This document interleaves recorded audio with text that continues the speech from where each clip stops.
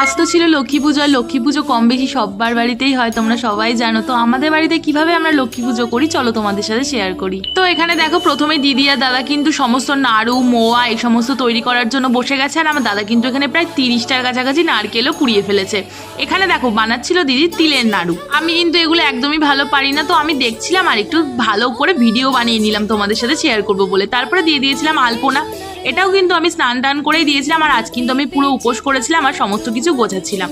এখানে দেখো ফলটাও বানিয়ে একটু আলতা পড়তে ইচ্ছা করছিল জানো তো, তাই একটু আলতাও পরে নিলাম। আর এখানে আমাদের বাড়িতে তো লক্ষ্মী পুজোর দিন কলা গাছকে এইভাবেই শাড়ি পরিয়ে কলা বউ বানিয়ে পুজো করা হয়। তোমাদের কি কারোর এই নিয়মটা আছে জানিও তো আমায় তাহলে। আমাদের কিন্তু প্রত্যেক বছর এইভাবেই পুজো করা হয়। এখানে দেখো কলা বউকে শাড়ি পরিয়ে তোলা হয়ে গেল, আর আমি এখানে কিন্তু একদম জোর কদমে সমস্ত কিছু গুছিয়ে নিচ্ছিলাম। এই দেখো এই বলতে বলতে আমার কিন্তু একদম সমস্ত রেডি, আর ব্রাহ্মণও চলে এসছে। তো চলো পুজোটা খুব তাড়াতাড়ি হয়েও গেল আমাদের এবার। আর তোমাদের কার কার বাড়িতে পুজো হলো